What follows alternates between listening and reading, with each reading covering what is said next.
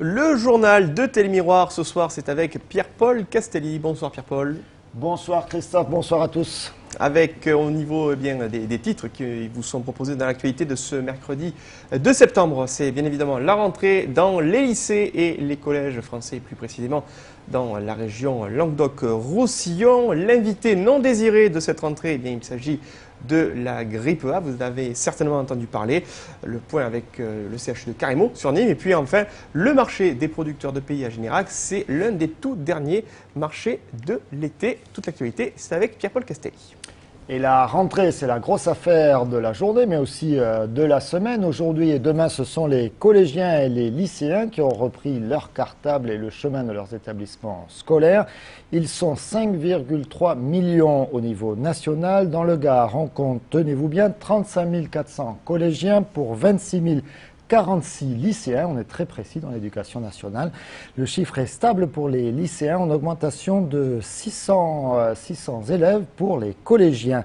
Visite ce matin au collège des Oliviers, c'est avec Olivier Michel, un collège en plein travaux. Rentrée perturbée pour les 600 élèves du collège Les Oliviers, mais c'est pour leur bien-être ou tout au moins celui de leurs frères et sœurs. À la rentrée 2011, le collège nîmois sera entièrement restructuré.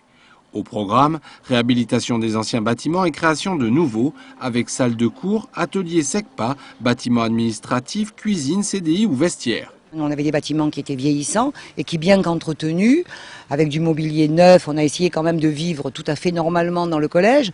Il n'empêche pas moins que les bâtiments étaient vieillissants, donc source d'ennuis, de pannes et surtout très chers à entretenir en fait. Donc la restructuration était tout à fait nécessaire. Le coût de la restructuration de 13,3 millions d'euros est supporté par le Conseil général du Gard. Le Conseil général a le souci de ces 53 collèges publics, puisque c'est sa mission première. Et donc nous profitons de toutes les rentrées scolaires à chaque fois que nous le pouvons pour visiter des établissements qui sont en cours de restructuration totale, comme c'est le cas ici aux Oliviers. Mais c'est une politique qui s'applique dans tout le département avec des constructions neuves et des réhabilitations. Après, on a le bâtiment A, qu'on appelait bâtiment A ici, qui est un bâtiment SECPA. Sur les 53 collèges gardois, 23 sont en cours de rénovation pour un coût de 32 millions d'euros. Des réhabilitations qui ne se font pas sans gêne, puisqu'elles doivent se dérouler simultanément au cours. Là, sur la partie en restructuration, on construit étage par étage. Je ne sais pas si vous voyez un peu le souci, c'est qu'on fait ça, on travaille sur un étage et les gamins sont au-dessus et au-dessous quand on fait le chantier. Donc au niveau des accès, des bruits, des nuisances de verticalité pour toutes les fluides et les gaines, c'est quand même assez sportif. Donc on y arrive, mais c'est beaucoup plus compliqué. Débutés au mois de mars dernier, les travaux vont s'échelonner en 3 étapes sur 26 mois. Le collège des Oliviers présentera son nouveau visage à la rentrée de septembre 2011. Demain, jeudi, ce sera le tour des écoliers. Oui, il n'y a pas école le mercredi, donc on ne peut pas faire entrer les écoliers le mercredi, cher Christophe. Forcément. Forcément, ils sont 6,6 millions au niveau national. Dans le Gard, on comptera demain 72 440 écoliers élèves du primaire en augmentation de 400 élèves. Nous reviendrons demain, bien sûr, sur cette rentrée. On va garder le primeur pour la fin du journal. On va garder le primeur pour les primaires, c'est ça que vous vouliez faire comme calembour. Bravo, et puis raté. On va s'intéresser à une autre rentrée. Hier, on parlait dans ce journal de la rentrée des professeurs, au collège Capucines, notamment avec notre ami Michel Rousseau, dont on a appris qu'il aurait voulu être dans une autre vie commentateur sportif. Il l'a un peu fait, alors on n'a pas trop compris, c'est un truc qu'il aurait voulu faire, mais en fait il l'a un peu fait. Voilà, il le fait encore parfois, effectivement, Michel Rousseau. Hier soir, il est rentré avec ses petits camarades. Hier, pardon, il est rentré avec ses petits camarades à l'école, et puis aujourd'hui, il a retrouvé ses élèves. Il est notamment professeur principal d'une classe de 4e. Voilà, c'est Alain Bellion aujourd'hui qui a pris son cartable pour aller à Capucines. 5 300 000 collégiens et lycéens ont fait leur rentrée ce mercredi.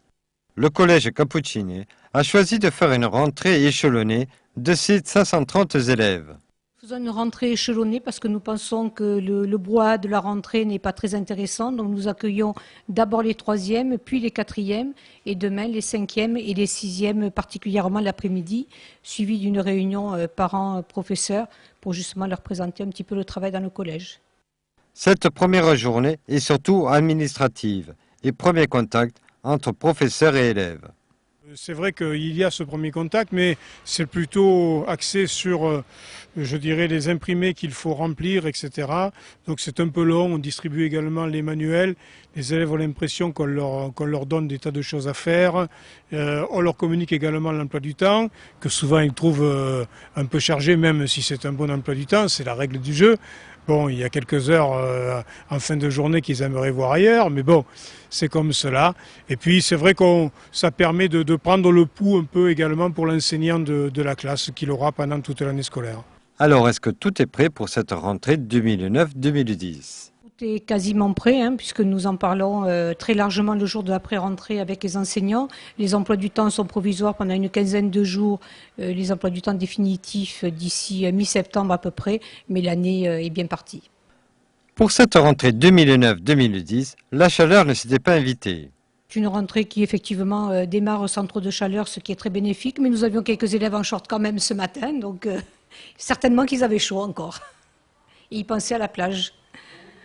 Lundi sera l'entrée en matière, où professeurs et élèves vont débuter le programme.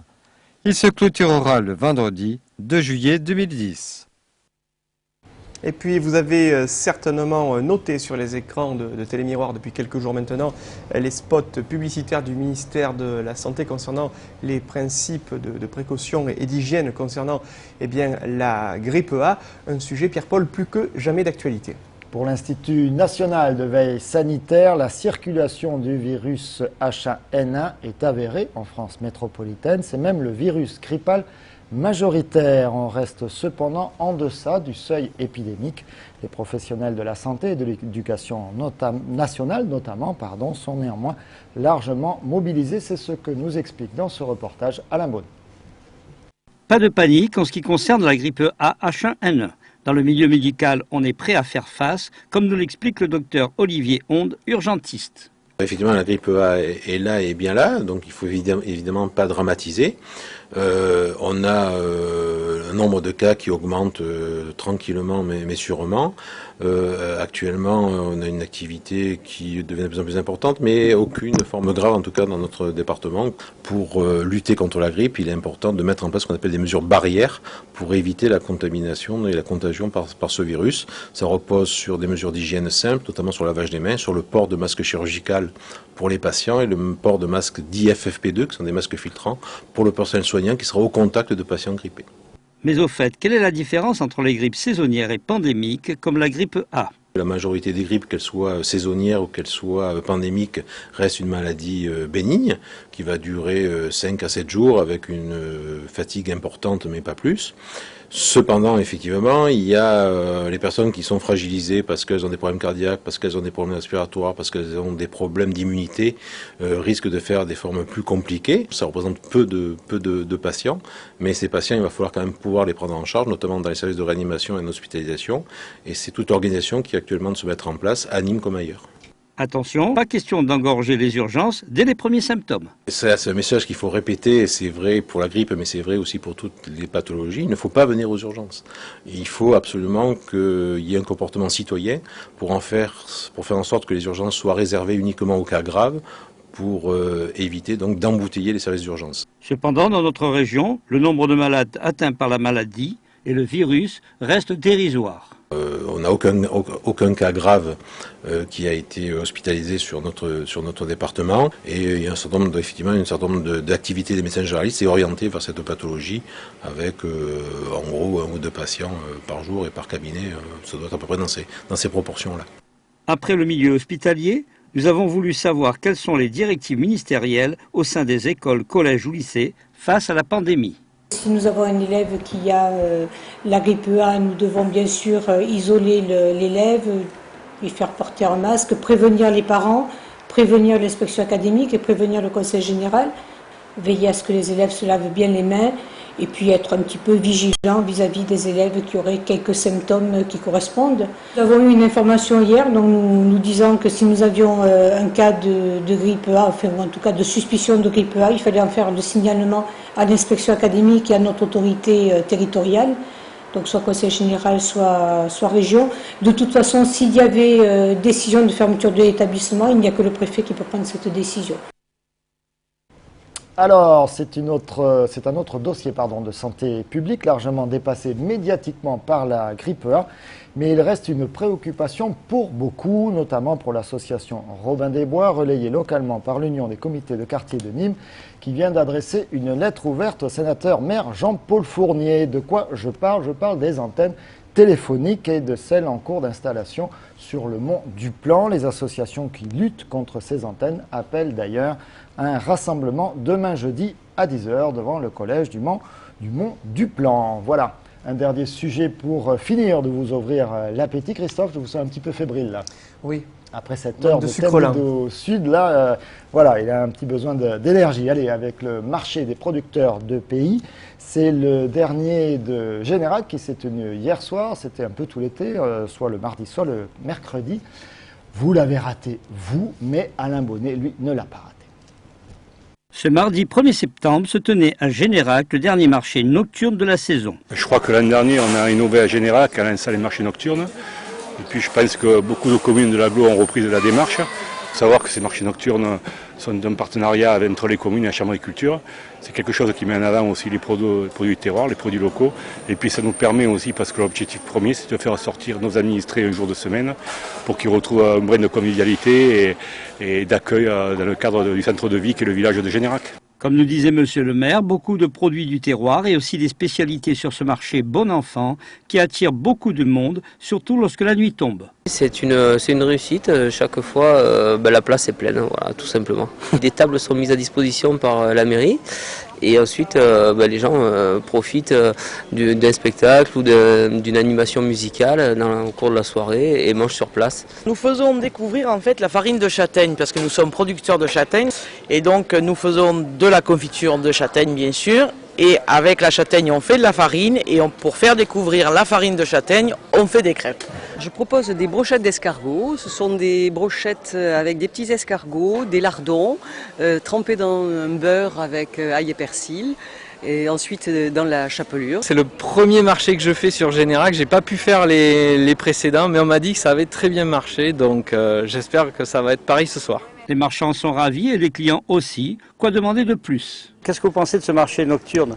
Je pense que c'est une très bonne initiative. D'abord, ça permet aux gens qui ne sont pas là le jour du marché habituel de rencontrer les producteurs de la région. Et généralement, les produits sont délicieux. C'est très sympa, c'est très familial. Il y a l'air d'avoir une bonne ambiance et on est bien accueillis. L'heure de déguster approche, les tables sont dressées et déjà quelques fidèles ont réservé leur place. On ne sait jamais. Alors bon appétit et rendez-vous l'an prochain. Il y a un sujet qui nous a mis l'eau à la bouche sur ce plateau, Pierre-Paul, comme quoi il n'y a pas de saison pour bien manger. À la fin de l'été, on annonce déjà presque les produits de l'automne en voyant ces crêpes, farine de châtaigne, la tout farine ça. de châtaigne, c'est important, c'est excellent, un excellent produit, la farine de châtaigne. Il s'en fait dans les Cévennes et en Corse aussi, évidemment. Voilà. Alors, il reste encore des proches. Mais les amandes sont meilleures en Corse, paraît-il. Elles sont plus salées, ouais. Il reste encore des marchés de producteurs de pays autour de Nîmes, à Clarensac notamment, le 20 septembre. Ce sera dans la journée de 10 h à 18 h. Et puis à Marguerite, ce sont les mercredis de 17h30 à 20h30 et c'est jusqu'au 30 septembre. Voilà, j'ai été pris d'une soudaine passion pour les marchés de produits de pays, mais ça va me passer. Une dernière info football avec Nîmes Olympique qui joue en amical en ce moment même. Le match est en train de se terminer.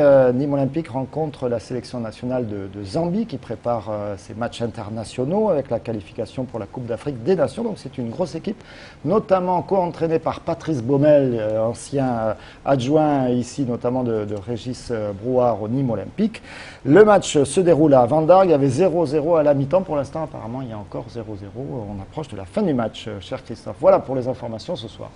Merci Pierre-Paul pour toutes ces infos. C'est la fin de ce journal. N'oubliez pas vos rendez-vous sur Télémiroir ce mercredi 2 septembre. Après le carrousel, n'oubliez pas la rediff de ce journal, la rediffusion à 20h30. Puis à 21h, Tendid au sud avec comme invité la présidente du centre de tauromachie de Nîmes, Brigitte Dubois. Et puis deux grands moments avec un sujet sur la corrida flamenca au Sainte-Marie-de-la-Mer avec Juan Bautista, mais aussi le rappel d'une faine très importante d'El Juli dans les les arènes de Nîmes lors de son solo nîmois de 2008, quelques jours avant son solo bayonnais, ce samedi 5 septembre. Et puis à 22 h, là aussi un grand moment de tauromachie à suivre sur Télémiroir, le Suerté entièrement consacré à cette corrida en solitaire d'El Khouli le 19 septembre 2008. Voilà pour ces aléas du direct de ce mercredi 2 septembre. Merci de votre fidélité à Télémiroir et à demain 18 h 30.